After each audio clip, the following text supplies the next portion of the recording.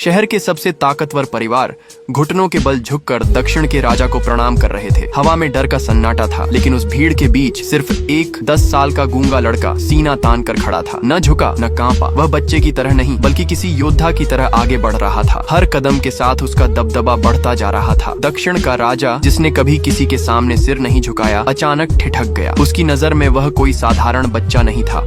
वह एक ऐसी आभा लिए हुए था जैसे युद्ध का देवता स्वयं धरती पर उतर आया हो। और यह वही दुष्ट योगी था जिसका नाम सुनते ही पूरा महाद्वीप कांप उठ जाता था। राजा अनायास ही पीछे हटने लगा और तभी सबकी सांसें थमा देने वाला पल आया। वह गूंगा लड़का अचानक बोल पड़ा। उसकी आवाज में ऐसा असर था मानो बरसों का मौन टूटते ही कोई छिपा हुआ रहस्य बाहर निकल आया हो, मानो सदियों की नींद से जागा कोई राक्षस बोल रहा हो। सवाल सिर्फ एक था, ये दुष्ट योगी आखिर एक मासूम से बच्चे के शरीर में कैसे कैद हुआ और उसका असली मकसद क्या है? आगे की कहानी आपके रोंगटे खड़े कर देगी। असल सच यह था कि उस छोटे से लड़के के भीतर कोई आम आत्मा नहीं बल्कि एक दुष्ट योगी की शक्ति छिपी थी। अपने पिछले जन्म में यह योगी साधारण इंसानों जैसा नहीं था। वह दूसरों की ताकत निगलकर जीवित रहता था। धीरे धीरे उसने लाखों लोगों की ऊर्जा अपने भीतर समेट ली थी और अमरता की अंतिम सीढ़ी पर पहुंच चुका था। लेकिन भाग्य ने खेल खेला। अमर बनने से ठीक पहले एक भयानक बिजली का संकट उसके सामने आ गया। आसमान फट पड़ा, गर्जना हुई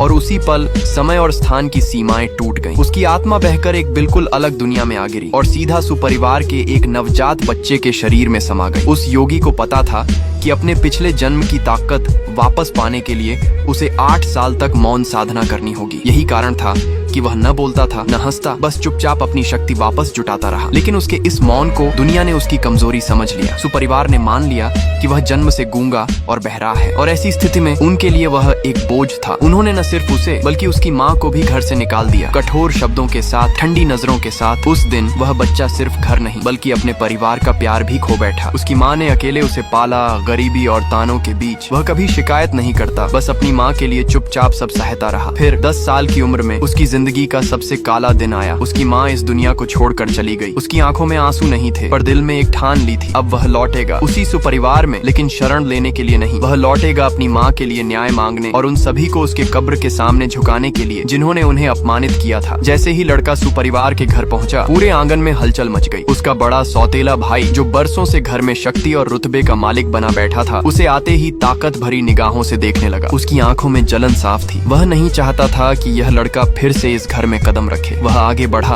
और ऊंची आवाज में डांटना शुरू कर दिया, मानो उसे सबके सामने अपमानित करना चाहता हो। बाकी परिवार वाले भी धीरे धीरे इकट्ठा हो गए। कोई उसे ऊपर से नीचे तक घूर रहा था तो कोई तिरस्कार भरी मुस्कान फेंक रहा था। सबके मन में एक ही धारणा थी, ये लड़का कमजोर है, तुच्छ है और इस घर के लायक नहीं। तभी परिवार का मुख्य दादा, जो सबका फैसला करने वाला था, गंभीर आवाज में बोला, आखिर तू यहाँ आया क्यों है? लड़का शांत खड़ा रहा। वह सिर्फ इशारों से बात करता था। दादा उसकी हरकतें समझ नहीं पा रहा था, तो उसने पास बैठी सांकेतिक भाषा की शिक्षिका लड़की की ओर देखा और कहा, बताओ ये क्या कह रहा है? लड़की ने इशारे साफ साफ देख लिए थे, लेकिन उसके मन में डर था। अगर उसने सच सच बता दिया कि यह लड़का परिवार को चुनौती दे रहा है तो उसकी नौकरी तुरंत चली जाएगी। इसलिए उसने झूठा अनुवाद किया, दादाजी यह कह रहा है कि मैं परिवार में वापस शामिल होना चाहता हूँ। मैं बहुत कमजोर हूँ, मुझे दुनिया का तजुर्बा नहीं है। ये सुनते ही कमरे में ठहाके गूंज उठे। परिवार वाले उसकी मजाक उड़ाने लगे। देखा, बाहर रहकर भी कुछ नहीं सीखा। कोई बोला, बेचारा अब भी वही कमजोर लड़का है। किसी ने ताना मारा, लेकिन असलियत कुछ और थी। उसने इशारों में कहा था, मैं अद्वितीय प्रतिभा हूँ। सुपरिवार को मेरे अधीन होना चाहिए, न कि मुझे शरण देनी चाहिए। मैं यहाँ परिवार में शामिल होने नहीं बल्कि माँ के लिए न्याय लेने आया हूँ। तुम सबको मेरी माँ की समाधि के आगे झुककर माफी मांगनी होगी। उसकी असली बातों से अनजान दादा ने सोचा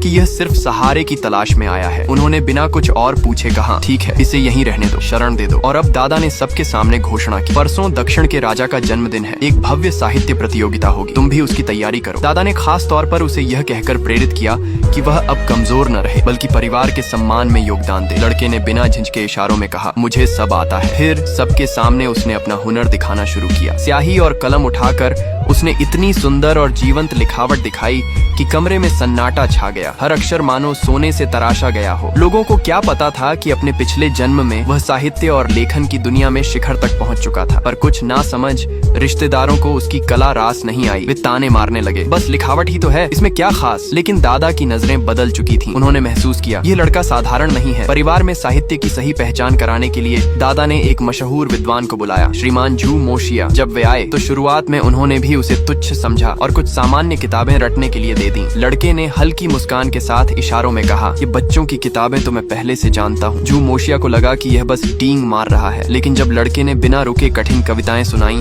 और हर सवाल का सटीक उत्तर दिया तो उनके चेहरे पर हैरानी साफ थी। कुछ देर की चुप्पी के बाद उन्होंने गंभीर स्वर में कहा, तुम मेरे शिष्य नहीं, मेरे गुरु बनने योग्य हो। जाते जाते गुरु ने लड़के को प्रतिभा का एक अलग ही विजेता बताकर वहाँ से चले गए। अब रात में लड़का गहरी ध्यानावस्था में बैठा था। उसकी सांसें धीमी थीं, लेकिन भीतर से वह प्रचंड ऊर्जा खींच रहा था। इतनी शक्ति वह समेट रहा था कि पूरे शहर के साधकों की साधना बाधित हो गई। अचानक उसके सिर के ऊपर 3 फूल प्रकट हुए। यह साधना की दुनिया का सबसे दुर्लभ और सर्वोच्च स्तर था। उसी क्षण एक महान साधक की शक्ति भी उसकी आत्मा में समा गई। यह देख दूर बैठे साधक और उसके पुराने गुरु भी चौंक गए और घबरा उठे। दुष्ट योगी की पूरी शक्ति लौट चुकी थी। अब वह कुछ भी कर सकता था, लेकिन उसके मन में सिर्फ एक ही सबसे पहले संकल्प था, अपनी माँ के अपमान का बदला लेना। वह चाहता था कि पूरे परिवार को उसकी माँ की कब्र के सामने झुकाकर माफी मंगवाए, पर वह जल्दबाजी में कुछ नहीं करना चाहता था। अगले दिन वह चुपचाप दक्षिण के राजा के जन्मदिन की साहित्य प्रतियोगिता की तैयारी में निकल पड़ा। जब वह लग्जरी गाड़ी में बैठा तो दादा ने उसे समझाया, बड़ों का अपमान मत करना, उनका सम्मान करना, परिवार का नाम ऊंचा रखना। लेकिन इस बार लड़के ने पहली बार सबके सामने बोलकर सबको चौंका दिया, मैं ही सब कुछ हूँ, जीवन में कभी किसी से कमजोर नहीं रहा, ये प्रतियोगिता तो मैं मिनटों में जीत सकता हूँ। उसकी आवाज सुनकर दादा स्तब्ध रह गए। उन्हें अचानक पुराने गुरु की बातें याद आ गईं। ये कोई साधारण लड़का नहीं है। प्रतियोगिता स्थल पर पहुंचते ही वहां मौजूद बड़े बड़े गुरु आपस में चर्चा करने लगे। उनके बीच एक ने सबको बताया